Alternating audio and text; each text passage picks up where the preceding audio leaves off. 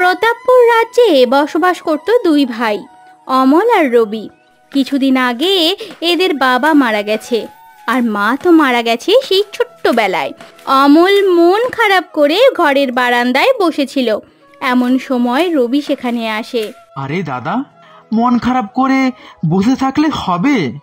আমাদের তো কিছু একটা করতে হবে। চাষবাস আবার শুরু করতে হবে, কিন্তু না হলে বাঁচবো কি করে? কি করব বলতো? বাবা কিন্তু মৃত্যুর আগে কি বলে গেছিল, মনে আছে তো? আমার মনে আছে, বাবা বলেছিল দু ভাই মিলেমিশে থাকতে আর সবকিছু সমান ভাগে ভাগ করে নিতে। হ্যাঁ হ্যাঁ, সেটাই। সেই হিসাব দেখতে গেলে আমার এক পাশের জমি আর তোর এক পাশের জমি। এতটুকু জমির দুটো ভাগ করলে আর কি তা পাবো? তার থেকে বরং আমরা একসাথে চাষ করি, ফসল অর্ধেক করে নেব। একদম।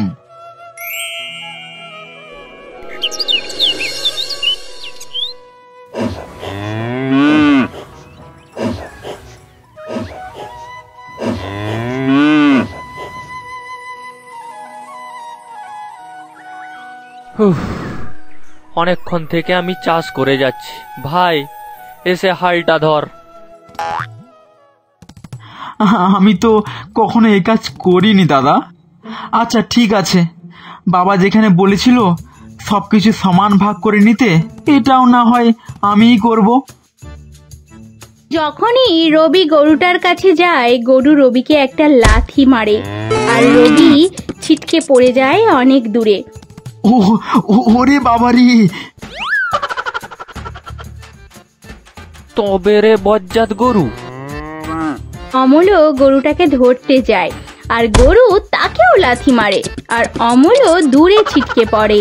রবি হাসতে হাসতে বলে, বাবা বলেছিল সবকিছু অর্ধেক। দেখেছো দাদা, গরুটাও সেই জন্য তোমাকেও লাথি মারলো আর আমাকেও লাথি মারলো।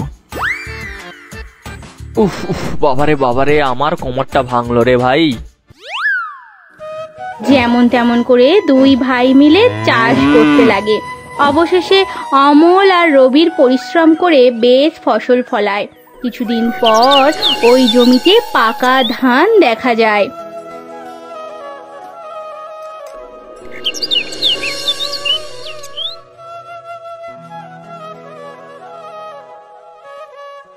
এবার ফসল ভাগ করার সময়। দাদা, আমি কিন্তু ফসলের ওপরটা নেব। আমি জানি গল্পটা ছোটবেলায় বাবা অনেক শুনিয়েছে, বোকা ভাইয়ের গল্প, যে ফসলের নিচটা নিয়ে নেবে আর প্রত্যেকবারে তার ছোট ভাই চালাকি করে ভালো ফসলটা নিয়ে নেবে। আমিও তো ভেবেছিলাম এটাই করব, কিন্তু তুমি তো গল্পটা জানো, আর এভাবে কাজ করলে হবে না। কিন্তু তাহলে ফসল সমান ভাগে ভাগ হবে। কয়েকটা ঝুড়ি নিয়ে আসো। অমল কোথা থেকে অনেক ঝুড়ি জোগাড় করে আনে আর তাতে ধান বোঝাই করে। এই যে দেখো, তোমার 3 ঝুড়ি, আমার 3 ঝুড়ি। হ্যাঁ হ্যাঁ ঠিক আছে। ভাবলাম দাদাদের কাছে চালাকি করে অনেক ফসল নেব, কিন্তু তা আর হলো না। এইদিকে অমল যখন ঝুড়ি থেকে ধানগুলো বস্তায় ঢালে, তখন রবি দেখে অমলের 2 বস্তা ধান হয়েছে। আমারও তো 1 বস্তা ধান হওয়ার কথা ছিল, কিন্তু কি হলো, আমার মাত্র 2 বস্তা কেন? তোর সামনেই তো ঝুড়ি মাপা হলো। তুই না ভাই খুবই হিংসুটে। রবি সারাদিন ভাবে কি হলো ব্যাপারটা, তার কেন 2 বস্তা ধান হলো না, কিন্তু দাদার তো হলো। কিছুতেই সে কিনারা করতে পারে না। এইদিকে অমল ঘরে বসে বসে ভাবে, খুব ভেবেছিল আমাকে ঠকিয়ে ধান নিয়ে নেবে। আমি যে ওর ঝুড়িগুলো সহজে একটু ছোট নিয়েছি সেটা বুঝতে পারেনি। কি বোকা! এইদিকে রবি ঘরের ভেতরে প্রবেশ করে দেখে অমল খাটে শুয়ে দিব্যি ঘুমাচ্ছে। এমনিতেও তার ফসলের পরিমাণ অনেক কম, মাথা গরম হয়েছিল। অমলকে পা ধরে টেনে খাট থেকে ধপাস করে নিচে ফেলে দেয়। কি কি কি হলো ভাই? এটা কি করলি তুই? আমাকে কোমরে লাগলো তো। উফ! মটকা গরম করবি না আমার, নয়তো টান মেরে ছুঁড়ে তোকে শ্মশানে ফেলে দেব। এক্ষুনি তো লাশ ফেলবো এখানে, তুই উড়ে গিয়ে পড়বি শ্মশানে। আমি আজকে খাটে শোবো, তুই কালকে খাটে শুয়েছিলিস তো। যা যা, মাটিতে গিয়ে শো।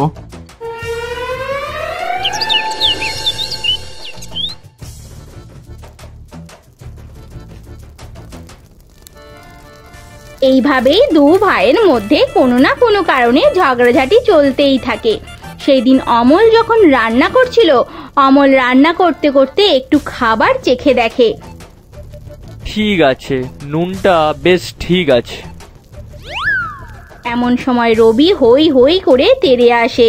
এই দাদা, তুই রান্না করতে করতে খাচ্ছিস কেন? খাচ্ছিস?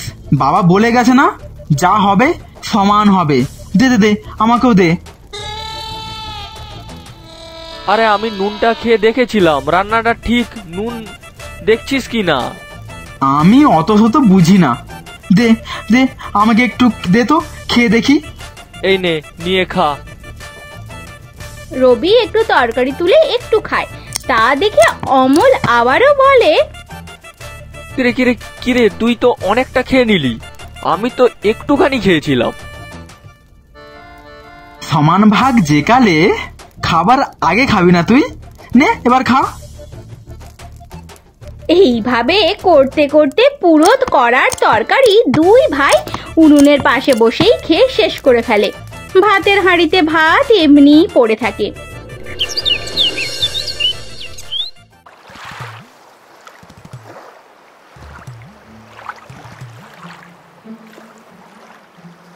সেই দিন আবার রবি পুকুরে মাছ ধরছিল। অমল সেখানে এসে উপস্থিত হয়। তাদের জালে একটাই বড় চিংড়ি মাছ পড়ে। আরেকবার জাল ফেল ভাই, আরেকটা মাছ ধরতে হবে। রবি তারপর থেকে অনেকবার জাল ফেলে, কোনো মাছ পড়ে না। এইদিকে অমলের ততক্ষণে মাথা গরম হয়ে গেছে।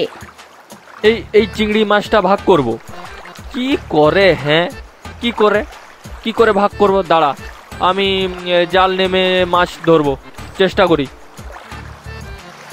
দেখ, তা তুই চেষ্টা করতেই পারিস, তবে দাদা আমি তো ছোট বল। চিংড়ি মাছ খেতে কত ভালোবাসতাম। বাবা যখন ছিল আমাকে একটু বেশি চিংড়ি মাছ দিত। আমি চিংড়ি মাছটা খাই, তুই না হয় আজ ডাল ভাত দিয়ে খাস। ঠিক আছে, তাহলে ঠিক আছে, আমি জলে নেমে মাছ ধরার চেষ্টা করছি। আমি যেটা ধরবো সেটা দিয়ে ভাত খাবো। হ্যাঁ, পুকুরে তো একটা মাছ থাকলে তুই তবে না ধরতে পারবি দাদা।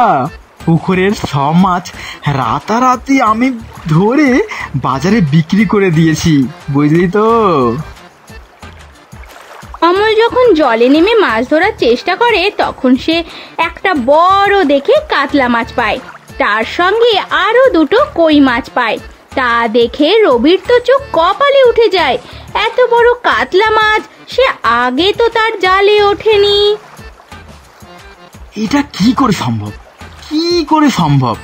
আজই তো ভোরবেলা মাছ ধরে এসব মাছ গোপনে বিক্রি করলাম। পুকুরে তো মাছ ছিল না, তাহলে? এই কথা শুনে তার দাদা অমল রেগে যায়। এটা কি করে সম্ভব? বাবা যে বলেছিল যা করবি দু ভাই সমান ভাগে ভাগ করে নিবি, আর তুই কি না মাছ বিক্রি করে সব টাকা নিয়ে নিচ্ছিস। তুইও তো গাছের সুপুরি বেচে সব টাকা নিয়ে নিয়েছিস। আমি সুপারি বেচে 500 টাকা পেয়েছিলাম, সেই টাকা দিয়ে কালকে মাংস কিনেছিলাম। মাংস আমরা দুজনেই মিলে ভাগ করে খেলাম। তবে আমি মাছ বিক্রির টাকাটা কাউকে দেব না। সারা রাত বসে বসেই আমি মাছ ধরেছি, মশার কামড় খেয়েছি। আমি বিয়ে করব, তাই বিয়ের খরচ তোলার জন্য মাছ ধরে বিক্রি করেছি। বাবা কিন্তু বলেছে যা করবি তার ভাগ আমাকে দিতে, তাহলে আমাকে। এ বাবা বাবা, ছি ছি ছি ছি, না না, তা নয়, আমি বিয়ে করব। আমিও পাড়ার ময়নাকে খুব ভালোবাসি, আমি ময়নাকে বিয়ে করব। তার জন্যই তো আমি পুকুরের মাছ বিক্রি করেছি, টাকা দিয়ে ওকে আমি আমার ঘরে নিয়ে আসব। তাহলে আমিও বিয়ে করব। ময়নার কোনো গয়না এই মানে থুরি বোন নেই, তাহলে ওই বোনকেই তো বিয়ে করলে হয়। না দাদা, ময়নার কোনো বোন নেই। দে না একটা মেয়ে খুঁজে দে না, আমি বিয়ে করব। একা একা থাকতে আর ভালো লাগে না বল, নয়তো তুই মাছ বিক্রির অর্ধেক টাকা দে। দাদা, তুই তুই তুই তুই তোর জন্য মেয়ে দেখ, আমি এই টাকাটা কাউকে দেবো না বলে দিলাম। হয় অর্ধেক টাকা দে, নয়তো বউয়ের অর্ধেক ভাগ দে। আমার একটা মাত্র বউ, আমার বউয়ের ভাগ আমি কাউকে দেব না। আমি এক্ষুনি যাচ্ছি মহাজনের কাছে বিচার চাইছি। এই বলে দুই ভাই যায় মহাজনের কাছে।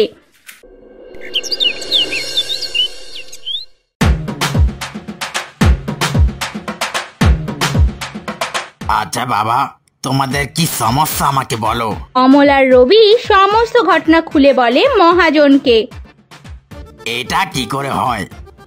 কেউ কারো বইয়ের ভাগ দিতে পারে? তার থেকে বরঞ্চ অমল, তুমি না হয় বিয়েটা করে নাও।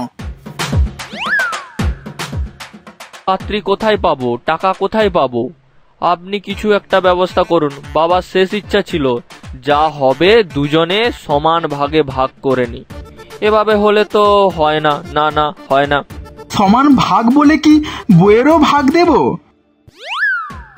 শস্য থেকে শুরু করে পুকুরের মাছ, এমনকি চিংড়ি মাছেও যদি সমান দুভাগে ভাগ হয়, তাহলে বউয়ের কেন নয়? দুই ভাই মহাজনের সামনে ঝগড়াঝাটি করতে থাকে। এমন সময় মহাজন বলে, আরে থামো থামো, উফ, আমি আর তোমাদের জ্বালাই পারছি না বাবা। আমি তোমার জন্য একটা মেয়ে দেখে দেব, বুঝলে অমল? আর টাকা? ঠিক আছে, আমি তোমাকে 50,000 টাকা দেব। সমান ভাগ কিন্তু দাদা টাকারও হবে।